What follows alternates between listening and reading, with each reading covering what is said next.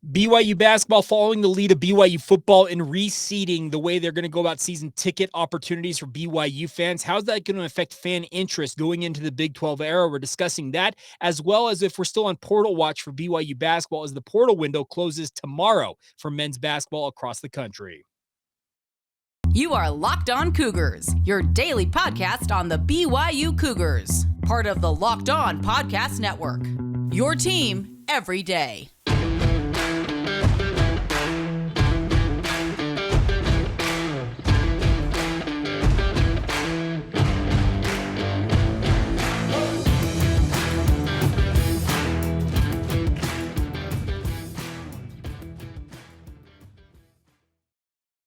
What's up, everybody? I'm Jake Hatch, your host here on Locked On Cougars, your resident BYU insider. Thank you for making Locked On Cougars your first listen of the day, and thank you for being an everydayer with us here on the Locked On Podcast Network.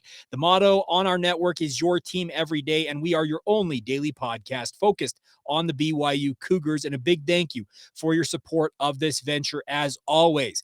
Diving right in on today's show, obviously some news earlier this week from BYU Athletics following the lead of BYU football, who went about a new system of issuing season tickets for BYU football, which are reportedly sold out. But a little note on that here in just a moment. But BYU basketball has announced they're going to reseat the Marriott Center. And what that means essentially is the entirety of the Marriott Center outside of a select few opportunities. Everybody, and I mean everybody, is going to be reseated inside BYU's home for men's and women's basketball this coming season. And it's not wholly unexpected as BYU gets ready to go into the Big 12 conference. And BYU made the announcement earlier this week explaining essentially, and the question was, well, why are we reseating the Marriott Center? This is in their Q&A on their website. It says, we need strong and new revenue generation processes. Reseating and raising the ticket price helps us achieve that goal by encouraging donations and increasing revenue. Ultimately, this helps put our athletic department in the best position possible to take care of our student athletes, hire and retain the best coaches and staff possible, and put together the best product we can that all of Cougar Nation can be proud of and that can promote the mission and aims of Brigham Young University in the very best ways. Translation, BYU needs more money because guess what? More money is going to be required as BYU goes into the Big 12 conference. Now, I think there's some direction coming down from the Big 12 and Brett Yormark, their commissioner, that the Big 12, the goal here for the Big 12, it feels like under Brett Yormark's leadership, is to make the conference an entertainment destination. That's what they are aspiring to do. Earlier this week, late last week, we heard a word that the Big 12 wants to go south of the border, play football games in Monterrey and Mexico City potentially, as well as men's basketball in the capital city down there, Mexico City, Ciudad de Mexico. And that's the thing about this is that it's going to give an opportunity for all of these Big 12 programs to open up maybe new opportunities to expose their brands, their programs, their athletes, etc., to a new audience down in Mexico. But that just goes more to the point, I think, of what Brett Yormark's trying to do. He's trying to make the Big 12 a glitzy, glamour type league that people aren't going to be able to take their eyes off of simply due to the fact they're just wondering what's next for the Big 12. Now, all of that coming down to the university level for BYU is going to require more money. Now, BYU is going to be generating more money from their media distributions they'll be receiving from the Big 12 than they ever have before. So there's going to be more money in the coffers there.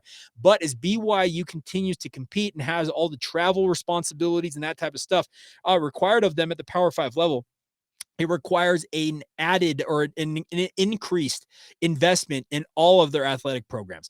I would imagine moving forward that I know that BYU football and men's basketball, by and large, have essentially traveled charter for the last few seasons. I know on the basketball side of things, if they've traveled commercially recently, I'd be very surprised. Football's been chartering for, it feels like, decades at this point. But I would imagine with the increased need for travel, whether it's to UCF or West Virginia or going back to the Midwest or down to Texas, I'm guessing, and this is just, I don't have any intel on this, I'm assuming that BYU is going to be willing to charter more programs flying directly to and from these sporting events to obviously lessen the impact on missing days of class, that type of stuff on their student athletes.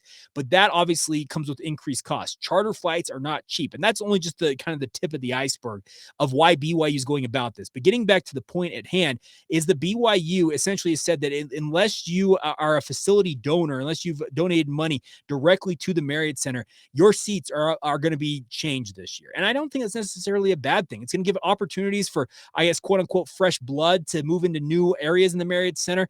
Some of you who have had season tickets for decades near family or friends will have to hope that you can kind of get close to one another once again, or find new friends essentially in the new seats you're sitting in.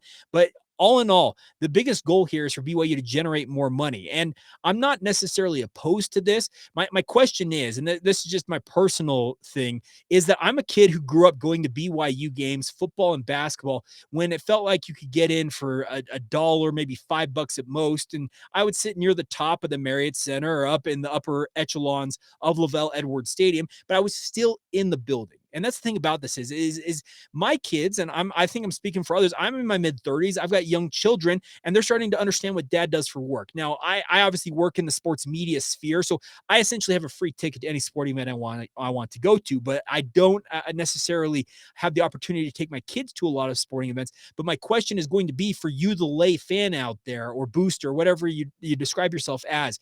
My concern is for the younger generation. Will they have that same type of access to get out and watch BYU as readily as I did as a young child? The opportunity to go and watch BYU football and basketball really is what made it near and dear to my heart. And I just wonder, with these increased costs, the increased ticket prices, how much will that of an opportunity will that give to the younger generation to come in? Maybe I'm completely up in the night and it's not going to affect anything in that regard. But I imagine with increased costs in terms of ticket prices, the overall increase in price with concessions, we all know that inflation out there, just period inflation out there with regards to getting our money to go, the dollar to stretch further. It's not stretching as far as it once did.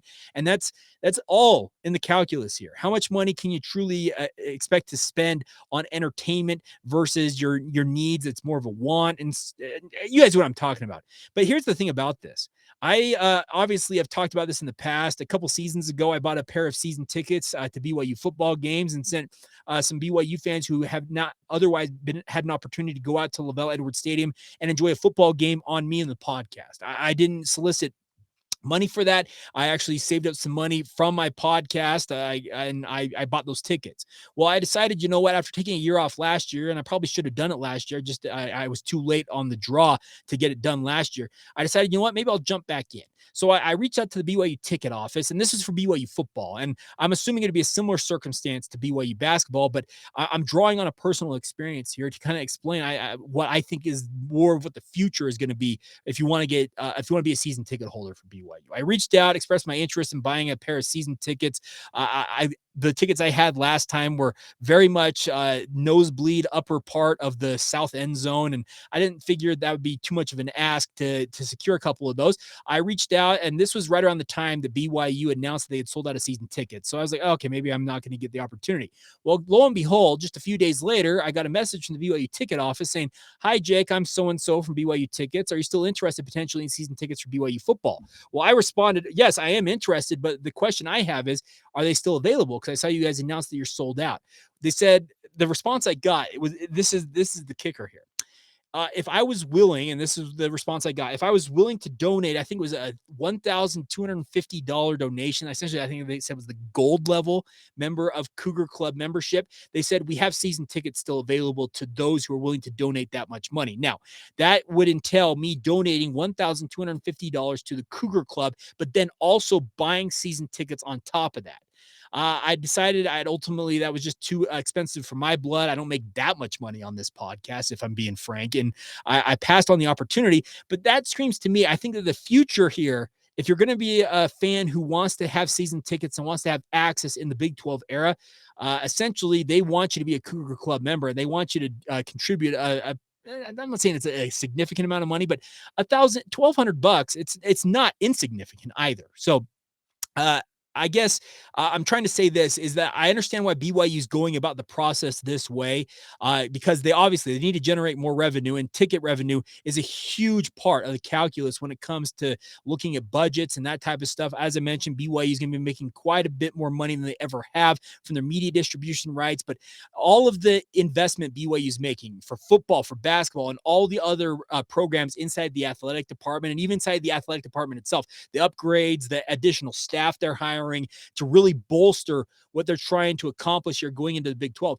It requires greenbacks. It requires money. And that's what BYU is trying to find ways to generate that revenue. Is it ever going to be enough? Who knows? Honestly, it just feels like this is a multi-million-dollar business, and it's an empire that in some ways it'll consume as much money as you're willing to feed it. But at the same time, I am hopeful that in the end, it still remains accessible for the lay fan. And I'm talking about people like me. I grew up very much a middle-class kid in Orem, Utah. Didn't necessarily have, if I probably asked my parents, I don't think they had thousands of dollars to drop on BYU season tickets, but I was still given the opportunity to get out and watch quite a few BYU contests. And that's the thing about this. I'm hopeful that the next generation coming up of BYU fans, whether it's your sons, your daughters, your grandchildren, that type of stuff, they're going to be given that same type of opportunity I had to get out and watch BYU. And the question I have is, will the price point at some point be, I guess it's just too much. It's too expensive for people to do that. And time will tell, but I am interested to see how this goes. Now, I know that BYU football, when it came to the season ticket deal, a lot of people were upset that their tickets they had for years were in their eyes kind of swiped out from underneath them. You know what? With this basketball thing, they've essentially said, no, do not plan to have your same seat that you have had for, I don't care if it's a year, 5 years, 30 years. They're reseating the entire Marriott Center, and it's going to be interesting to see how this all plays out. It'll be playing out this summer. You obviously can get priority points by being a member of the Cougar Club. As I mentioned, my personal experience with the Cougar Club on the football side of things. I'm sure if I reached out for BYU basketball, it'd be a similar circumstance, but I am interested to see ultimately where things land. Will tickets for men's basketball sell out the same way that BYU football did?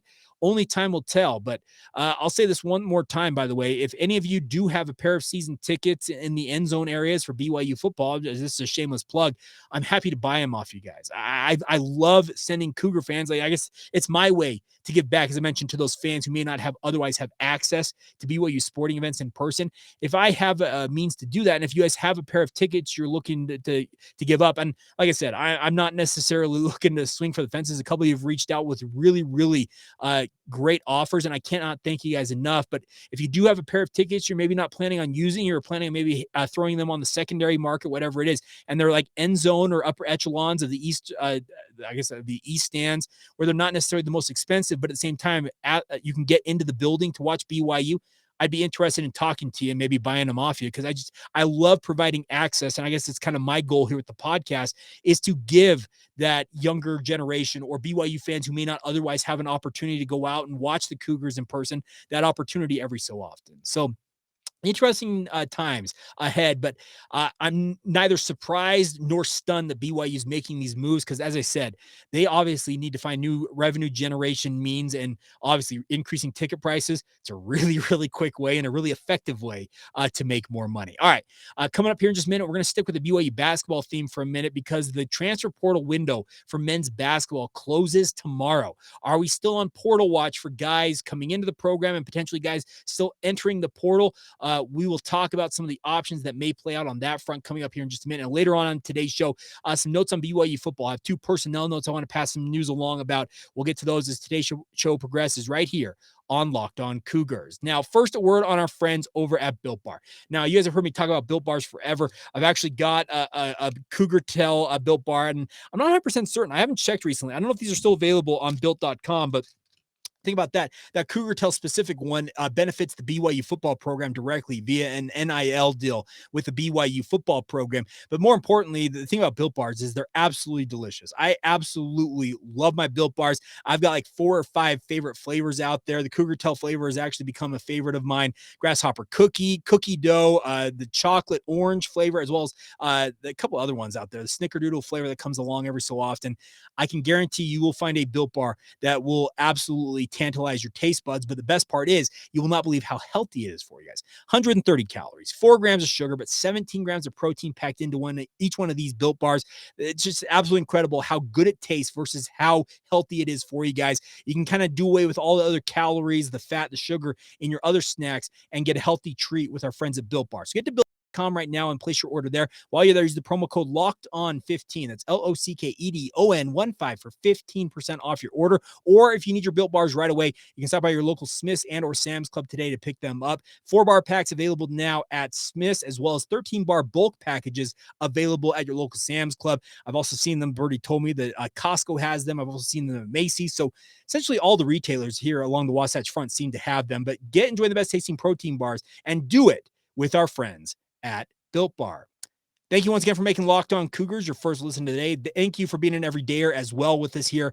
Tomorrow on the podcast, we talked yesterday with Locked On Baylor host Drake Toll. Tomorrow, Alex Frank from Locked On Bearcats. We're talking about Cincinnati, what to expect from one of the new debutantes alongside BYU in the Big 12. They'll obviously be facing off in BYU's Big 12 home opener on September 29th. Getting an early look at the Bearcats coming out of spring ball from Alex Frank. That'll be on tomorrow's podcast for all of you who I would encourage you guys, if you haven't done so, make sure you're an everydayer and check out the podcast on a daily basis. All right. So the NCAA Transfer Portal for men's basketball closes tomorrow. Now, obviously, BYU has made quite a few moves in the transfer portal, and I'm expecting them, obviously, to continue to evaluate all options. It feels like at this point, BYU still could bring in maybe one more guy into their program.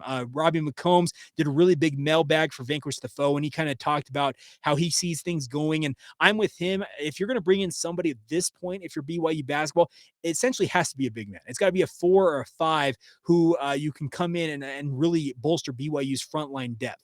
I think they've done a good job bringing in guys like Ali Khalifa. I think he is a fantastic addition in the front court for BYU, but there's still only 4 big men in that front court. And if you're counting Noah Waterman as being that 4th big man, I would question in terms of the overall depth that BYU has in that front court.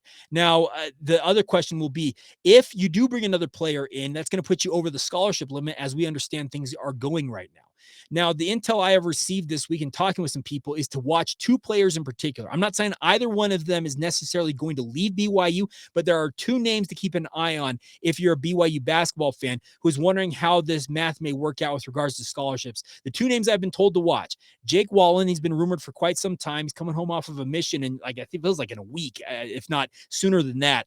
What his decision will be, whether it is he ultimately is going to enroll at BYU or maybe look elsewhere at other programs. I was told very specifically by multiple people to keep an eye on his situation. There's not necessarily a concrete report, or what I've heard from people is that it's not necessarily that it's a done deal. He's doing one thing or the other, but expect him to make an announcement shortly after he returns from the mission field. I thought somebody said, I think it's May 16th. So it's actually less than a week away from today's podcast, speaking of Thursday, May 10th. But the other name to keep an eye on, this is a one that surprised me, but it also doesn't surprise me in a way, is Tanner Toolson. Now, Tanner was a part of that crew that came back off of a mission, showed some early promise before suffering a season-ending injury around the midway point of this past season. Before that, he was very much relegated to a deeper bench role for BYU, and I've been told that if anybody's going to leave the program ahead of the transfer portal closing, he may be the guy who does it. Does that mean that he ultimately will make that decision? No, that does not mean that, but that is the way. For those of you who have been wondering, and trust me, I've seen a number of questions come in about this, and we'll get to more of a full mailbag edition of the podcast on Friday. If you want to send in those questions, we'll get to that then. But if you want to kind of do the math on how BYU would facilitate bringing in another transfer, if they do decide to do that, well, essentially you've got to have one or 2 guys leave the program. And like I said, those are the 2 players that I have been told to keep an eye on. I know some people out there thought that Noah Waterman may be on the outs, but everything I am hearing is that he is very much locked in at BYU. So the 2 names to pay attention to is return missionary Jake Wallen. I'm assuming he'll make an announcement on what he's going to do shortly after he returns from the mission field. And then also in terms of the active roster, guys currently in the program at BYU, the one name I was told this week to keep an eye on would be Tanner Toolson's name. Does that mean that, like I said, does that mean he is completely decided he's going to leave BYU? No, that does not. But that, like I said, is the only way BYU essentially can facilitate another addition via the transfer portal, unless a guy like Tanner Toolson does decide to stick around, but BYU were to move him to like walk-on status. I don't necessarily think that is quite possible. Not quite possibly. I don't think that's the most, how do I say this? I don't think that's the most easy way to do that, because it's a hard conversation to have with a young man saying, okay, we recruited you to come in on scholarship, but you know what we're going to do now? You're actually going to be a walk-on, have to pay your way, but we're going to do our best to help you with NIL. Now, NIL has obviously been a big part of this. The Royal Blue Collective, I cannot reiterate how big of a heaven sent operation it is to help facilitate opportunities for stuff like this, to help student athletes benefit from their name, image, and likeness. But it's a hard conversation to have with a guy and tell him, hey, we thought you were worthy of a scholarship once upon a time, but now we don't. We need you to move to non-scholarship status, be a walk-on with the program while we go out and bring this guy in who are going to recruit over you in a way. And so I don't think, like I said, it's not a done deal on either the Toolson end or the Wallen end, but keep an eye on both of them. Like I said, those are the two I've heard from multiple people this week that would be the ones to watch in terms of BYU if they needed to facilitate another move via the transfer portal. Now, there have been reports out there. There's a kid from UMKC, I forget his name off the top of my head, who lists BYU as one of his Final Fours. So he's going to make an announcement, commitment. I think it was coming today on the pod. I don't remember when it was coming, but the reports are, I saw, I think it was Robbie McCombs who said that well, it's kind of hard to have a team as a finalist in your group if they haven't offered you. And I was like, well, that's kind of new, but it's kind of the new reality of recruiting, folks. These athletes really can say anything they really want to say on social media. And who knows, maybe there was a stealth offer extended, but a guy like Robbie McCombs, if he's saying this guy hasn't got an offer, it was like Ron Quavion or something like it, Ron Quavius from UMKC. And that's the thing about this is I look at, I'm trying to pull that name here, but I don't necessarily understand how you would go about saying that, hey, this school is one of my Final Four, but then, at the same time, some of the most connected reporters from that school, speaking of a guy like Robbie McCombs, say that this guy doesn't have an offer. It's like, what are you doing out here? And that's going to be the interesting part to see how BYU manages this. But like I said, the only way I see BYU making another move via the transfer portal is if it's going to be an athlete that's a big man, a 4 or a 5 who can come in and bolster BYU's front line. If they can facilitate that, if they can bring in a guy they feel like can be the right option on the front line for them, bolster the depth, maybe make it so that you can have a guy like Noah Waterman at 6'11" be more of a swingman, which it seems to be a role that he's better suited for. Okay, maybe that is the more tenable situation for BYU basketball wise, but I don't see necessarily them making a ton more moves, and that's not a bad thing. I think BYU basketball right now on paper is going to be far more competitive, and competitive is a relative term. I understand that going into the Big 12 era than I thought they were going to be just about a month ago. So take it for what it's worth, my friends. I don't necessarily think that I'm breaking any news to you. Maybe I am. But at the same time, don't be surprised if BYU makes maybe one more move when it comes to basketball before really kind of setting their roster and getting on in to their offseason workouts, offseason conditioning, and obviously skill development during the summer months. All right, coming up here in just a minute, as promised, got two personnel updates for you on the BYU football side of things that we'll talk about. We'll also look back at another game in BYU's independent era. Wow. Didn't expect that to come out. Apologies for that. But we'll talk about another game as BYU plods their way through the 2016 season as our retrospective on all 155 BYU independent football games rolls on. All that coming up right here in just a moment. Now, a word real quick on our friends over at Perry Homes. Now, Perry Homes has been working with us for the past 3 months, and I've absolutely enjoyed my time working with them. I want to remind you guys, whether you're looking for your first home or you're ready to upgrade to your dream home, Perry Homes has a house for you. For 50 years, Perry Homes has been Utah's premier home builder with communities throughout the state. They have many communities, home designs, and price points to help meet your needs. The best part is they got beautiful communities across the Wasatch Front: Davis, Salt Lake, Tooele, Utah County. They also can get you in multiple communities down in Red Rock Country in Washington County near St. George. They got the options available to you now. They also offer over 50 unique home designs, from ramblers to 2 stories to townhomes, to help fit your needs. They even have quick move-in homes that they've already built that are available now if you're ready to move right away. And they're offering generous financing incentives through their preferred lender as well if you want to get started today. So visit perryhomesutah.com to see what's new in Utah's finest neighborhoods. That's perryhomesutah.com to learn more now. For 50 years, Utah has been coming home to Perry Homes. Thank you once again for making Locked On Cougars a part of your routine. I want to give a shout out real quick. This is not a paid endorsement, but this hat I'm wearing, it's part of the Hive Golf Collection. Zach Hicken, who is actually one of our everydayers, if I'm not mistaken, on this podcast, a former sports media member. He's gone and kind of created his own golf apparel brand. I got to give Zach a shout out. Like I said, I'm not being paid by Zach to say this. I love what he's doing with Hive Golf. And if you guys have an opportunity, check it out. If you want some it's like lifestyle gear for the golfer out there, and it's really fun stuff. And they have a really cool thing they're doing right now. If you've got a female golfer in your life, it might be an idea for Mother's Day, maybe a little too close in terms of getting the shipping in order to get it in time for Mother's Day. But I guess you could essentially print it out on a card and say this is coming. But they've got a really cool, they're calling it their Queen Bee collection on the Hive channel. Go to Hive Golf and check it out. It's on social media. It's great stuff. And like I said, a big shout out to Zach, a longtime friend and obviously a listener / viewer here on Locked On Cougars. Big tip of the cap to him, and looking forward to seeing what he continues to bring to market with Hive Golf. All right, before we go on today's show, 2 notes for you guys on the BYU football side of things real quick is that officially Jake Eichorn, that's how you actually pronounce his name correctly. I said that incorrectly when he originally had committed to BYU. Offensive lineman transferring in from Weber State for the BYU football program, 6'5", 285 pounds. I think this is a pretty welcome addition for BYU because I had a conversation with somebody who knows Jake very, very well. And they said, Jake, speaking to me, I'm speaking of myself. They told me that, hey, Jake, keep an eye on this Jake Eichorn kid. They said that he has overcome so many obstacles in his life. He's got of off the field stuff that very easily, and if you know his backstory, some of you might know that he's from Beaver, Utah, played for the Beavers down there, Beaver High School, won 2 state titles, was the 2A state player of the year when he was playing for Beaver back in 2020. He's a phenomenal football player, and I think a welcome addition to BYU's football program, but he's overcome some really, really tough odds to make it to where he's at. He was a really, really good offensive lineman last year for Weber State, and the person who talked to me about this said, Jake, do not discount the fact that Eichorn could challenge for playing time, if not a starting job, as soon as this fall. They believe he is that good.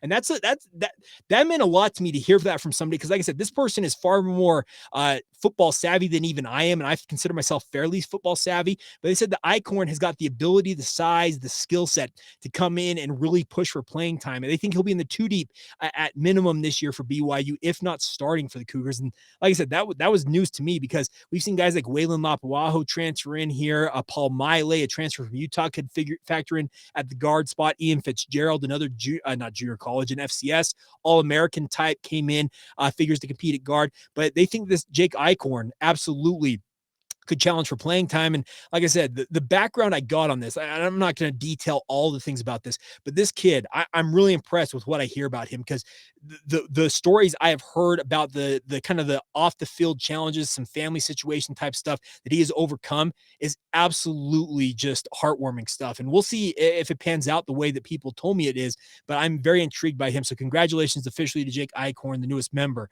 of the BYU football program. Now, the other news is I talked with somebody inside the BYU football program who told me that there was some concern, and we talked about this when spring ball was wrapping up, that Micah Harper was in a knee brace that was a pretty bulky knee brace. We're talking about the type of knee braces that you look at typically when a guy tears an ACL or has pretty significant knee damage. But what I understand is the reason that he was wearing that bulky brace, and we saw it as a media corps in the final few practices of BYU spring ball, was that he had an injection, and Jay Hill already detailed this, so I'm not breaking any news here, but he had an injection into his knee to heal up some damage in there.